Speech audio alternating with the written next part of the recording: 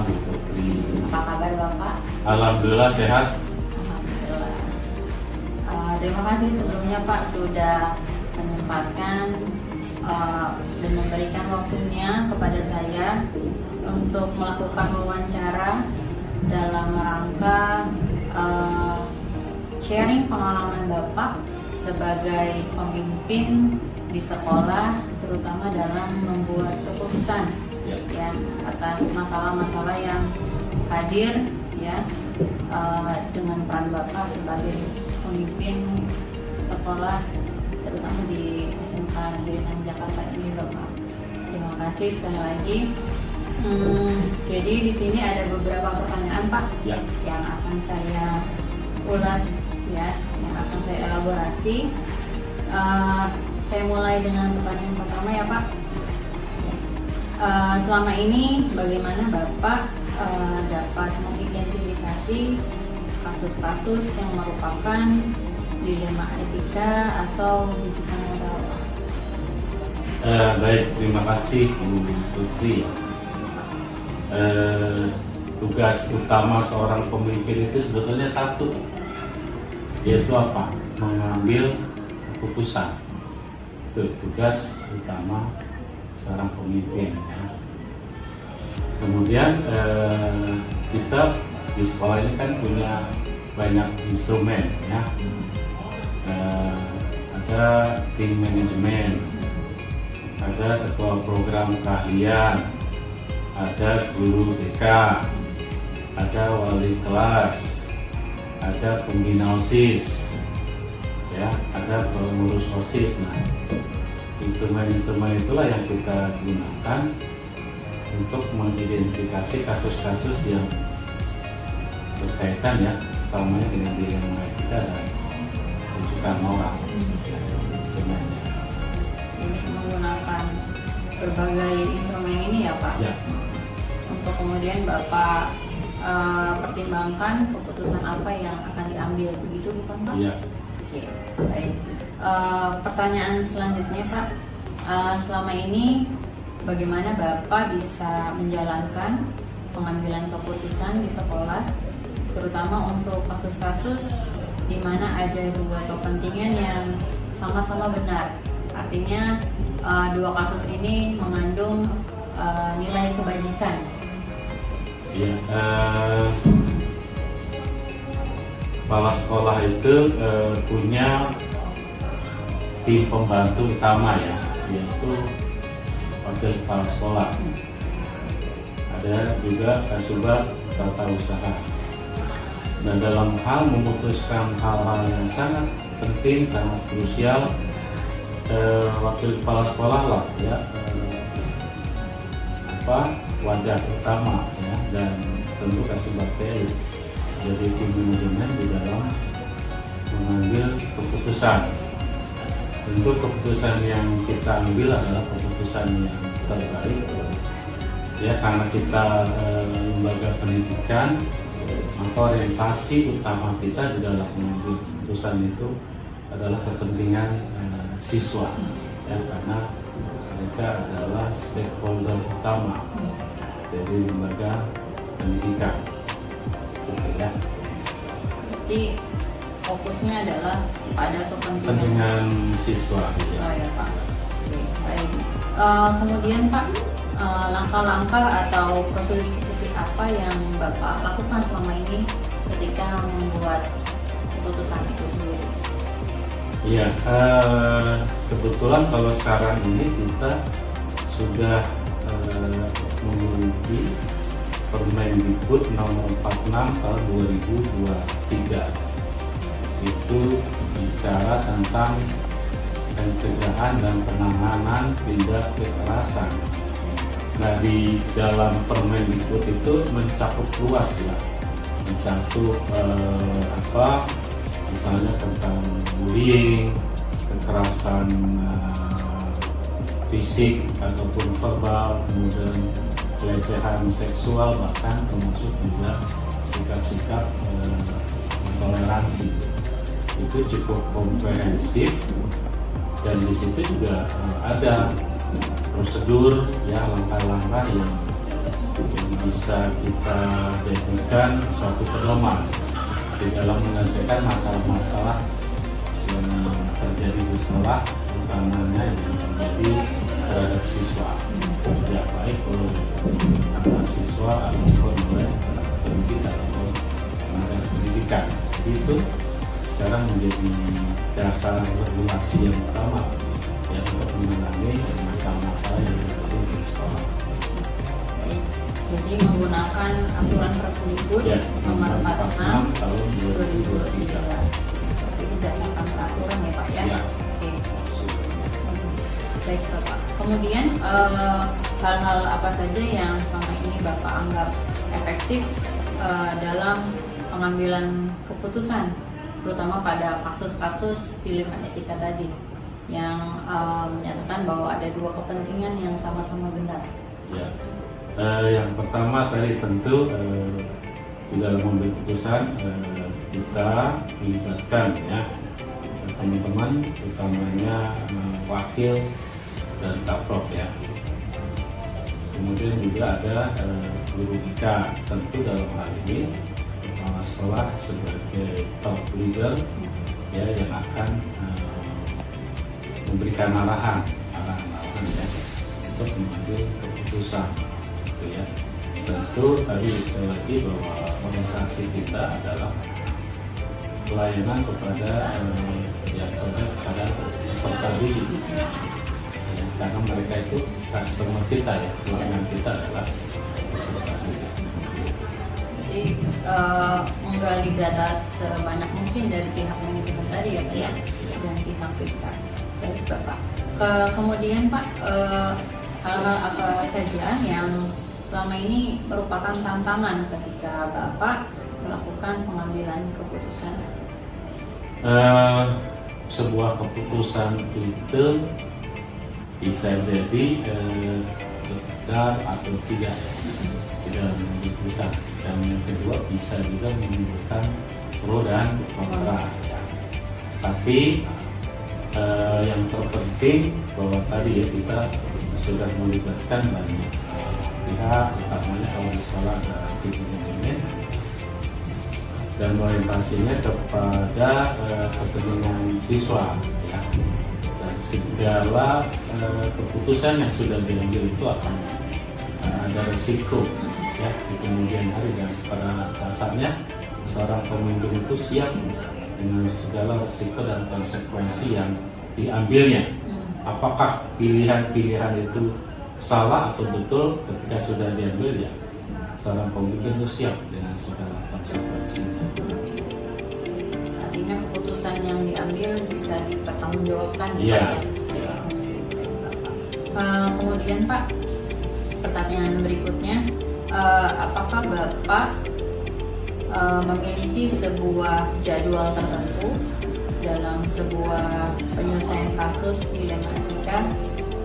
Apakah Bapak ini tipe yang langsung menyelesaikan atau punya jadwal tersendiri nih untuk menyelesaikan tiap kasus dilema etika ini? Dalam hal mengambil sebuah keputusan atau menyelesaikan sebuah masalah itu butuh kecepatan, harus cepat, sebab kalau terlalu lama bertele-tele itu bisa menimbulkan dampak yang luas ya.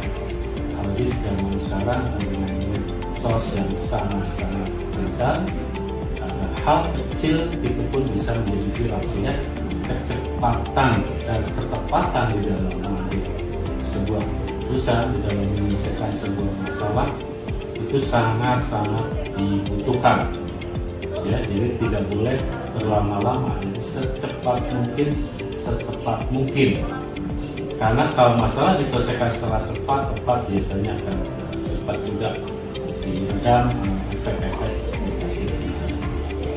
Menarik ya Pak, harus cepat dan Cepat tepat. dan tepat. Oke. Berkaitan dengan itu Pak, strategi apa yang Bapak jalankan untuk memperoleh keputusan ini memang benar cepat dan tepat? Iya, yang pertama tadi ya, berdasarkan tentu data-data dari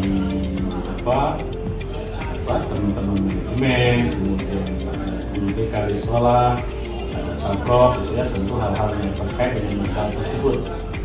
Kemudian tentu berdasarkan peraturan regulasi yang ada itu dasarnya ya, karena konsekuensi dari sebuah keputusan bisa juga ada konsekuensi hukum, sehingga harus mengenai juga regulasi.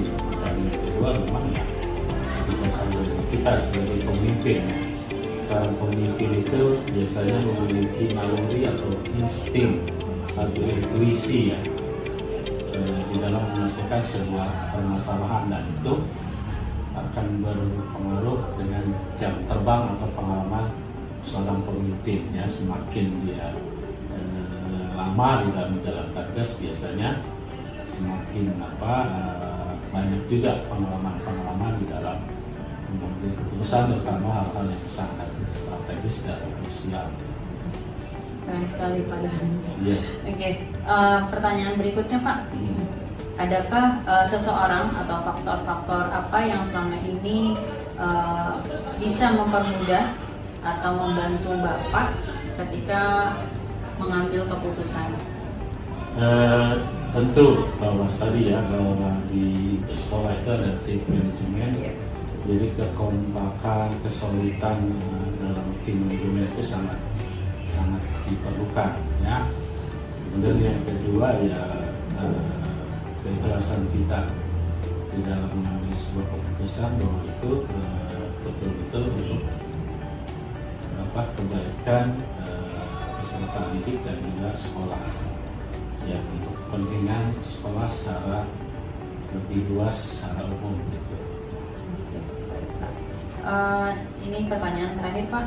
Dari semua hal yang telah Bapak sampaikan, pembelajaran apa yang Bapak petik dari pengalaman Bapak, jam terbang Bapak nih ketika membuat keputusan untuk kasus-kasus dilema etika ini Pak? Iya, yang terpenting itu di sekolah, di pelatihan pendidikan itu memang yang terpenting adalah pencegahan ya. Bagaimana kita mencegah hal-hal itu ya, jangan sampai terjadi di sekolah ya. Itu yang penting, pencegahan. Tapi kalau memang sudah terjadi ya, kita harus bisa mengambil keputusan yang terbaik ya, baik untuk peserta didik, kemudian juga untuk guru, dan juga untuk kepentingan sekolah secara umum lah. Itu ya. Dan pembelajarannya ya tentu banyak ya, banyak hal ya bisa terjadi di sekolah, apalagi zaman sekarang zaman viral, hal-hal yang kecil gampang blow up ya. Oleh karena itu memang kita harus bisa mencegah dan menciptakan suasana sekolah yang kondusif. Saya penasaran nih Pak, apakah Bapak pernah ada di fase sangat sulit ketika membuat keputusan Pak? Dilemanya begitu besar yang Bapak rasakan. Apakah itu pernah terjadi? Atau selama ini ya alhamdulillah semuanya lancar? Yang besar sebetulnya pada saat saya awal bertugas itu masalah intoleransi ya. Karena itu viral. Saya baru bertugas di sini dan itu sampai ke dinas pendidikan gitu ya. Tapi memang karena kecepatan ya di dalam menyelesaikan masalah, saya panggil ya orang-orang yang terkait, baik guru dan waktu itu orang tua siswa ya. Jadi komunikasi sebetulnya di dalam menyelesaikan sebuah masalah, faktor komunikasi itu sangat penting, karena masalah itu juga bisa timbul karena hal komunikasi karena komunikasi yang tidak baik, sehingga terjadi kebuntuan, kemampatan informasi, itu bisa jadi timbul masalah. Jadi sangat penting kemampuan seorang pemimpin itu dalam hal komunikasi ya. Hal-hal apapun sebetulnya semua bisa kita komunikasikan. itu sangat penting juga di seorang pemimpin itu dalam hal komunikasi itu. Baik Bapak, Alhamdulillah wawancaranya sudah selesai. Terima kasih banyak Pak Darminto sudah membagikan pengalamannya, ilmunya, insight baru terhadap saya, terhadap rekan-rekan nanti yang lain yang menyaksikan video ini. Semoga Bapak sehat selalu, ya, dimudahkan segala urusannya. Terima kasih saya ucapkan sekali lagi Pak Darminto. Assalamualaikum warahmatullahi wabarakatuh. Waalaikumsalam warahmatullahi wabarakatuh. Terima kasih, sukses juga buat Bu Putri ya. Dan Pak. Keren ya.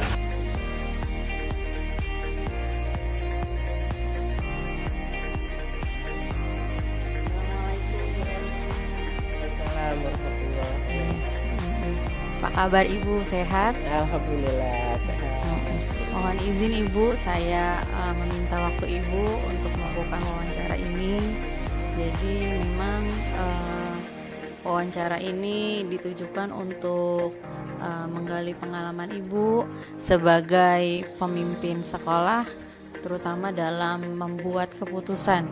Ya tentu di sekolah itu banyak sekali masalah-masalah yang harus Ibu hadapi dan harus membuat keputusan yang tepat untuk masalah tersebut.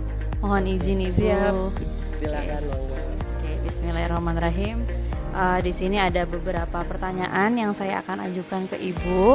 Yang pertama, kita mulai dengan selama ini bagaimana Ibu dapat mengidentifikasi kasus-kasus yang merupakan dilema etika atau bujukan moral. Dimana kalau dilema etika ini menghadapkan dua kepentingan yang sama-sama benar, ya. Namun ketika bujukan moral merupakan ada kondisi pilihannya adalah benar atau salah. Gitu. Jadi di sini bagaimana cara Ibu dapat mengidentifikasi bahwa ini memang kasusnya dilema etika? Ya, terima kasih. Kalau menurut pengalaman saya, kepala sekolah itu kan adalah tugas tambahan yang diberikan untuk seorang guru, ya.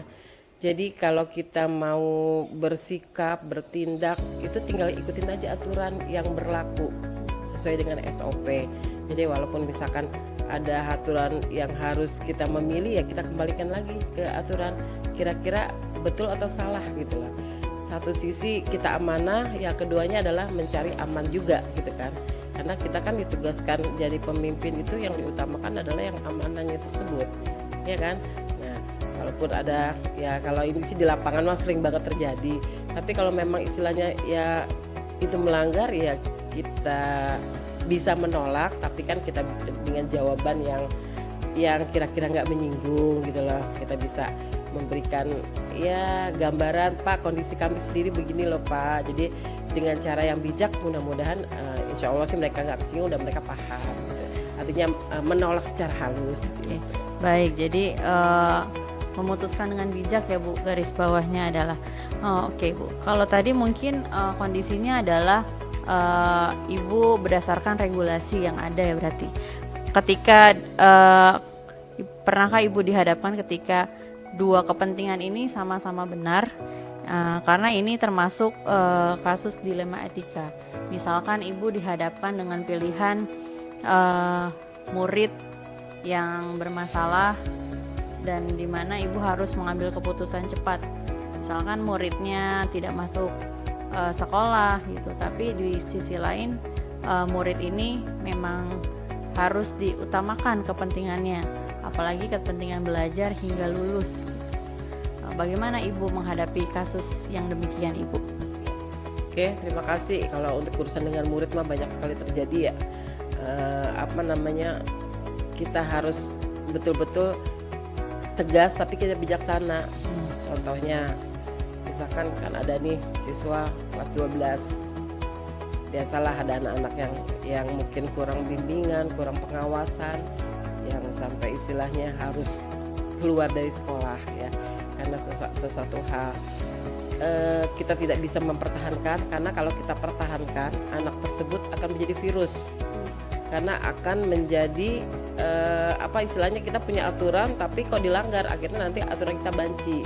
Tapi di satu sisi anak tersebut sudah kelas 12 Kalau dari segi kemanusiaan pasti kita kan nggak tega, apalagi kita seorang ibu kan, kita nggak akan tega untuk mengeluarkan. Tapi kita panggil orang tuanya, kita berikan arahkan, anak itu tetap bisa melanjutkan sekolah walaupun tidak di sini, tapi kita bisa mengasihkan alternatif yang lain. Contohnya kita arahkan dia bisa ikut ke paket C, karena nggak mungkin kalau harus sekolah di sini. Kalau sampai sekolah di sini ya pasti akan kacau semuanya. Aturan yang kita buat bakal kacau gitu loh. Akhirnya anak-anak nanti menganggap, oh ternyata di sini boleh kok dilanggar. Nah itu yang harus kita jaga, satu kepentingan. Tapi satu sisi lagi kita harus memperhatikan juga masa depan anak tersebut. Jadi artinya kita keluarkan dari sini, kita kembalikan orang tua, tapi kita berikan solusi bahwa anak tersebut jangan sampai putus begitu aja. Tetap berhak mengambil pendidikan, istilahnya masih tetap bersekolah tapi di jalur yang lebih ringan, misalkan yang paket tersebut. Jadi anak itu artinya nanti bisa lulus, bisa dapat ijazah, dan kita juga di sini aturan kita tidak dibuat kacau. Baik Ibu, kalau dari penjelasan yang barusan Ibu sampaikan, artinya berarti di sini ketika Ibu mengambil keputusan tentu tidak sendiri ya Bu. Pihak mana atau faktor apa saja yang membantu Ibu sehingga Ibu lebih mudah ketika mengambil keputusan tersebut? Kita di sini kan mempunyai berbagai lapisan ya. Siswa itu punya di sini kan wali kelas. Jadi kalau ada permasalahan yang masih tingkatnya ringan, kami berikan kesempatan dulu wali kelas untuk menangani. Tapi kalau seandainya di wali kelas juga masih belum selesai, kita serahkan lagi ke guru BK, ya kan? Di BK juga nanti akan secara psikolog dia yang akan membantu menyelesaikan. Tapi kalau seandainya nggak bisa juga, kita juga ada wakil kesiswaan. Ya. Kemudian kalau misalkan ada masalah yang istilahnya yang luar biasa, yang harus perlu penanganan kepala sekolah, baru kepala sekolah yang memutuskan. Itu pun juga atas hasil rembukan dari kita bersama dari wali kelas, BK, ketua programnya maupun para wakil. Jadi artinya anak tersebut kalau sampai harus selesai di tengah jalan, artinya keluar dari sekolah atau ada keputusan yang tidak mungkin ya nggak mengenakan, tapi itu adalah bukan hasil keputusan saya pribadi, tapi hasil keputusan tim manajemen kita bersama. Kan kalau kepala satu itu pasti kalah dengan pemikiran dengan kepala banyak. Jadi tetap saya selalu berkomunikasi dengan teman-teman, ini keputusan begini gimana kita ambil ya, kita pikirkan juga sisi negatif atau positifnya gitu. Jadi artinya selalu tim yang memutuskan, walaupun keputusan akhir saya yang memutuskan. Berarti Ibu memang memperoleh data dari tim Ibu ya untuk memperkuat keputusan Ibu. Baik Ibu, kemudian Ibu di sini hal-hal apa saja yang selama ini Ibu anggap efektif dalam mengambil keputusan, terutama kasus-kasus yang memiliki dilema etika tadi, yang memiliki dua kepentingan yang kita sama-sama tahu bahwa ini mengandung nilai kebaikan sebenarnya. Hal apa saja Bu yang Ibu anggap efektif? Efektif itu tadi, kita di sini punya aturan yang jelas, yang tidak abu-abu. Kemudian kita juga punya tim, jadi artinya siapapun yang melanggar tinggal kita kembalikan lagi dengan aturan. Dan aturan tersebut juga bukan aturan yang kita buat sendiri, dan sudah kita sosialisasikan baik terhadap siswanya maupun kepada orang tua. Jadi artinya kalau kita mengambil keputusan, orang tua itu nggak kaget. Dan artinya juga keputusan itu nggak mungkin tiba-tiba yang langsung keputusan yang yang mendadak gitu kan. Pasti kan sudah ada tahapan-tahapan ya, pembinaan mulai dari wali kelasnya, BK-nya dan sebagainya. Dan biasanya juga kan kita ada peringatan 1, 2, kalau memang sudah tidak memungkinkan lagi, baru kita ambil keputusan yang memang harus diputuskan gitu. Berarti memang langkahnya melalui beberapa pihak ya Bu ya, tidak langsung memutuskan begitu saja. Baik Ibu, kemudian Ibu selama ini menurut Ibu hal-hal apa yang menjadi tantangan ketika Ibu membuat keputusan itu sendiri? Tantangannya ya itu tadi, ada aturan tapi kadang-kadang masih ada pihak-pihak yang masih melanggar. Padahal kadang-kadang aturan itu kan dibuat adalah untuk kepentingan bersama, untuk kebaikan bersama. tantangannya itu tadi, tidak semua kadang-kadang sadar ya tujuannya apa sekolah di sini untuk apa. Jadi aturan itu dibuat kadang-kadang merasa itu adalah aturan yang memberatkan dia gitu loh. Padahal itu adalah aturan demi kebaikan bersama. Berarti kembali lagi ke aturan ya Bu ya. Oke, baik Ibu. Ketika Ibu membuat keputusan, ya mengambil keputusan terhadap satu masalah, adakah jadwal tertentu? Artinya Ibu meluangkan waktu untuk benar-benar memikirkan keputusan apa yang tepat, atau memang Ibu ini tipe yang ketika ada masalah bisa langsung cepat mengambil keputusan? Tergantung ya, tergantung permasalahannya.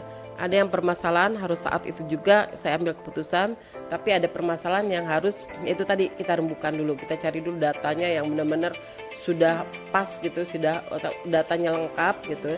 Kemudian kita rundingkan juga dengan tim, baru kita putuskan bersama. Jadi, kalau untuk keputusan yang cepat, contohnya seperti apa Bu? Contohnya keputusan cepat, misalkan anak tawuran ya, berantem tawuran misalkan di luar. Nah itu harus segera cepat tuh panggil orang tua, kemudian orang tuanya juga kita berikan peringatan nih gimana nih Bapak Ibu anaknya mau diapakan nih anaknya, seperti itu. Pokoknya yang istilahnya benar-benar membahayakan itu harus keputusan yang cepat. Oke, baik Ibu. Kemudian keputusan cepat ini kan artinya apa ya? Ibu harus punya banyak pengalaman ketika bisa memutuskan dengan cepat. Nah, di sini Bu, faktor-faktor apa aja nih Bu yang bisa Ibu bikin keputusannya dengan cepat gitu, dan yakin bahwa keputusan ini memang tepat dilakukan? Saya rasa kepala sekolah itu kan seorang guru. Guru itu sudah pengalamannya luar biasa kan. Untuk jadi kepala sekolah itu kan ada tahapan dari guru ke wali kelas, ke wakil, kemudian baru kepala sekolah gitu kan. Nah ini setiap jenjang walaupun dari guru sendiri kan biasanya sudah banyak sekali permasalahan yang harus kita hadapi dan harus kita berani mengambil keputusan. Jadi kayaknya dengan pengalamannya kita sudah lama jadi guru, jadi wakil dan sebagainya, otomatis itu sudah pembelajaran. Jadi artinya kita sudah mantap kalau mengambil keputusan itu berdasarkan pengalaman. Iya, semakin kuat kompetensi yang Ibu punya berarti ya.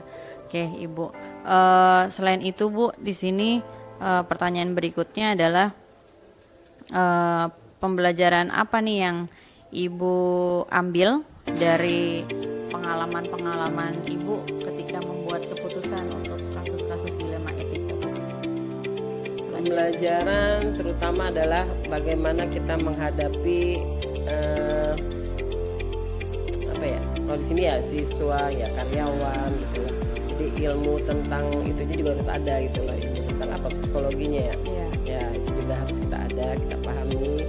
Kemudian ya itu tadi kita harus berilmu yang berani, kita harus tegas gitu loh, ilmu yang harus meyakinkan bahwa kita tuh harus bersikap tegas, itu yang harus kita pahami, kita laksanakan gitu. Tegas ya Bu ya artinya ya. Kemudian Bu, ketika Ibu mengambil keputusan ini, tentu ada pengalaman yang paling Ibu ingat sampai sekarang nih Bu. Boleh Ibu ceritakan pengalaman apa yang masih Ibu ingat sampai sekarang ketika mengambil satu keputusan di mana keputusan ini memang dirasa berat untuk Ibu itu sendiri? Silakan Ibu. Waktu saya justru bukan jadi kepala sekolah, saya sebagai wali kelas. Itu ada anak didik saya kelas 12 yang hanya hitungan bulan akan mengikuti ujian akhir. Anak tersebut kedapatan pemakai kelas 12, pada itu kelas 12. Waktu itu kepala sekolah sudah memutuskan mengeluarkan ya.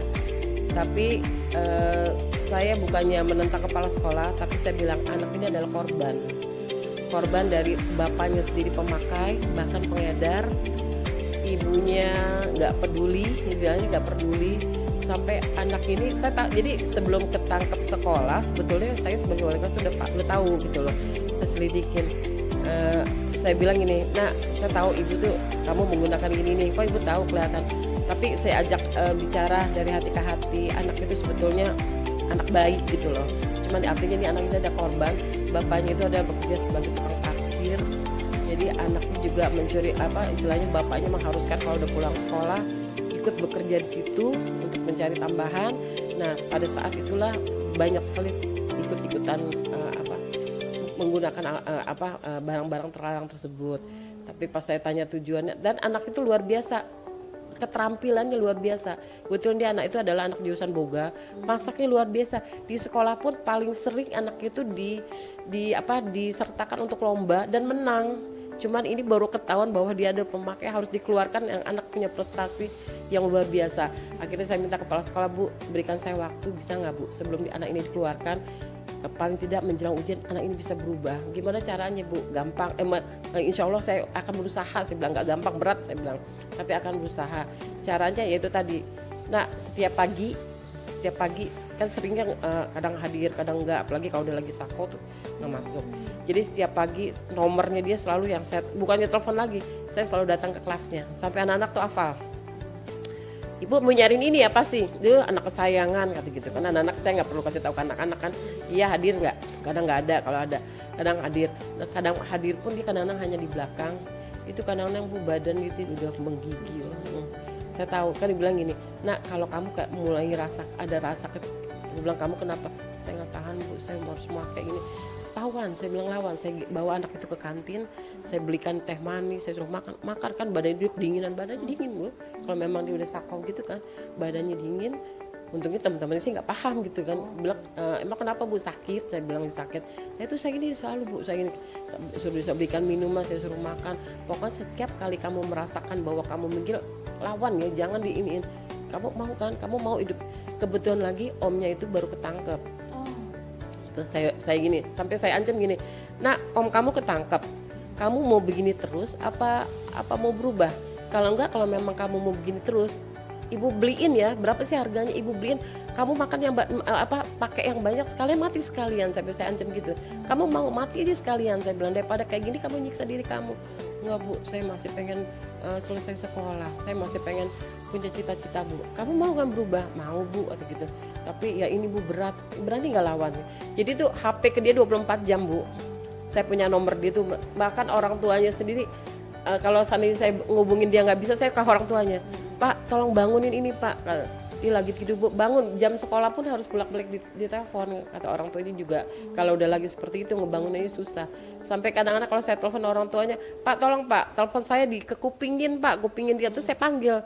Nah ayo nak ke sekolah nak, kamu kan sekarang ada ujian praktek, kamu gini-gini. Bu udah kesian, nggak apa-apa telat, ayo cepetan. Sampai segitunya saya gitu kan. Singkat kata akhirnya dia bisa lah sampai menyelesaikan. Terus selama itu nggak pernah ada kasus gitu kan. Akhirnya kepala sekolah udah berubah Bu, udah berubah, mudah-mudahan Bu, insya Allah saya bilang. Terus orang tuanya juga karena kurang care itu, saya bilang ke orang tuanya, ke bapaknya karena istilahnya ya pekerja seperti itulah ya, kurang pendidikannya kurang. Saya bilang, Pak di keluarga siapa yang bisa saya ajak komunikasi, yang bisa membantu anak ini? Dia ngasih rekomendasi nama tantenya saya panggil ke sekolah. Jadi artinya saya komunikasi dengan tantenya. Ibu bisa nggak gini, paling tidak agar anak ini terputus. Kalau dia masih kerja di tempat tersebut nggak akan selesai. Ibu bisa nggak tolong bantu? Ternyata tante dia itu punya usaha. Baik Bu, saya akan ini juga dikasih tanggung jawab untuk pegang di counter jual dimsum waktu itu. Jual dimsum katanya. Terus anak itu juga mau. Alhamdulillah tuh tantenya juga jadi care. Jadi ya udah saya komunikasi sampai istilahnya saya bolak-balik, telepon saya bunyinya hanya untuk anak tersebut, ke tantenya kan. Seperti itu kan, menjelang itu kan. Akhirnya sampai singkat cerita anak itu insya Allah alhamdulillah sehat sampai ujian bisa selesai. Begitu selesai sampai anak itu meluk saya kayak apa, makasih banyak ya Bu, makasih. Begitu selesai dia lulus, nggak lama kan COVID. Pas lebaran nih berapa kali, Ibu saya mau ke rumah dong Bu, Ibu saya mau ke rumah. Saya udah bisa nih Bu bikin makanan yang laku keras Bu. Pokoknya Ibu harus cicipin ya. Ya nak, ini kan lagi COVID, nanti ya kalau udah selesai COVID gitu. Tuh dari situ kayak satu sisi saya seneng banget ngeliatin ada anak manusia yang bisa terselamatkan. Saya dengar juga kabarnya sekarang juga udah kerjanya udah enak, kan dia punya usaha seperti itu. Itu yang saya seneng banget gitu. Saya nggak dapat apa tapi kayaknya lebih dari anak saya, makanya dalam hati saya, saya aja nggak punya tantangan anak di rumah seperti ini. Kok bisa anak ini akhirnya bisa. Sampai belakang saya masih ngecek juga, kamu masih balik lagi? Enggak lah Bu, emang saya gila kan, kata ibu kalau mau mati aja sekarang dari dulu. Itu saya tertantang Bu, malah saya tantangin gitu.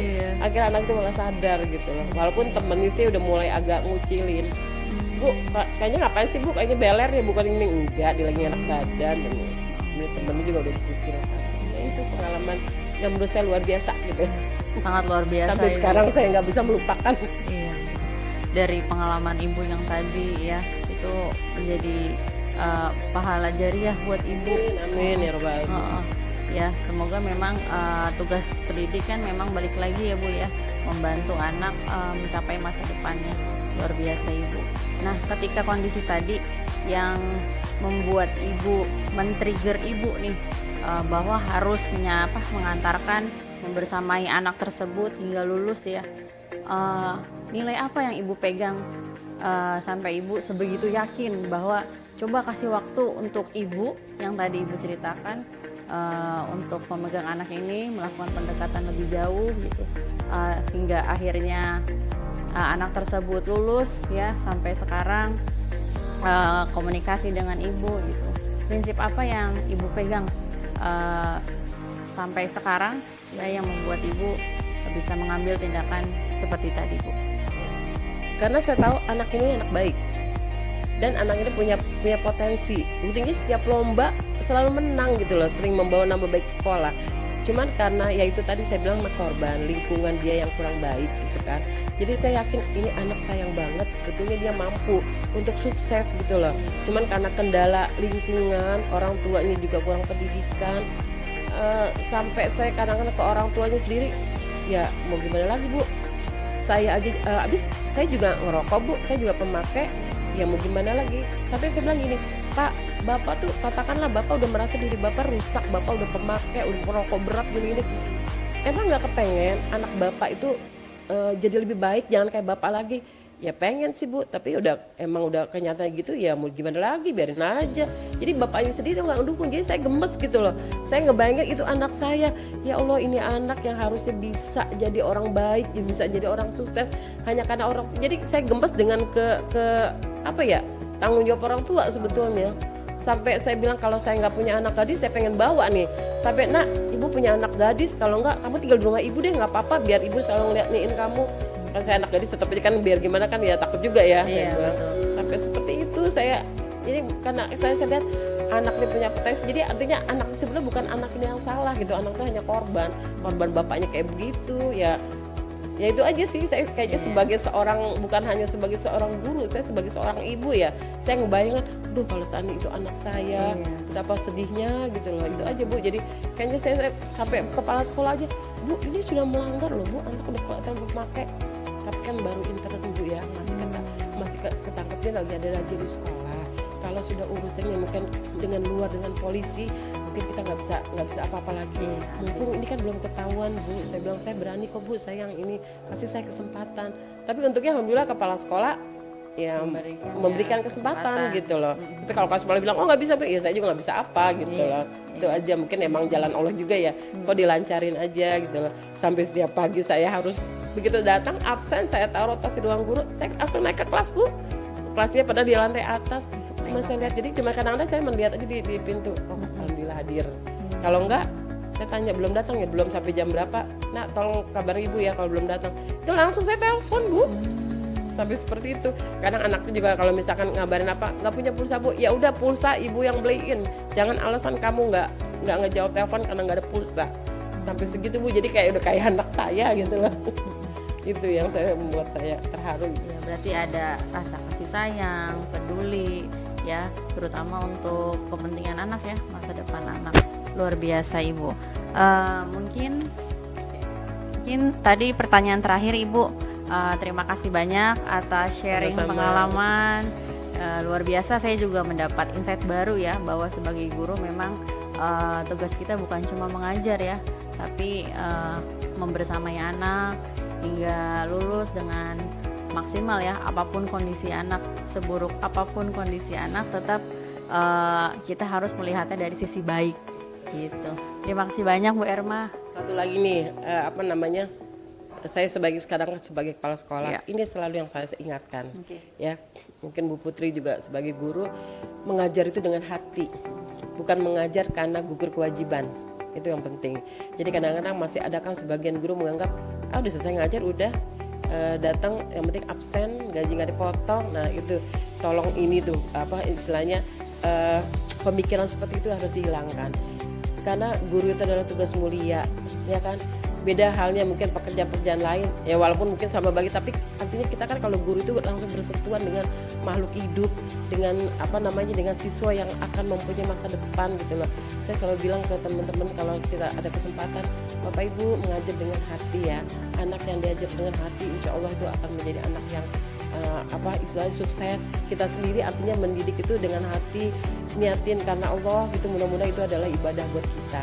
Walaupun mungkin gaji kita mungkin dibandingkan dengan lebih kurang, tapi Jakarta sih insya Allah enggak ya, mudah-mudahan. Tapi jangan kita lihat dari materinya, tapi insya Allah di luar itu kita masih ada tabungan akhirat kita.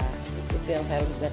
Jadi guru tuh kalau ngajar tuh bukan hanya di kelasnya, lihat Bapak Ibu anak istilahnya berubah sedikit, yang tadinya ceria sekarang mulai murung, coba diperhatikan ada amal permasalahan apa, itu yang harus jeli, itu yang selalu saya tekankan ke teman-teman gitu. Baik Ibu, luar biasa ya, masukan terus nasihat dari Ibu insya Allah buat kami dan guru-guru lain diterapkan gitu. Terima kasih banyak Ibu atas kesempatan yang sudah diberikan. Bu Putri, sukses GP-nya. Amin. Semoga Ibu sehat selalu, dilancarkan semua urusannya. Amin. Terima kasih banyak Ibu. Assalamualaikum warahmatullahi wabarakatuh. Waalaikumsalam warahmatullahi wabarakatuh.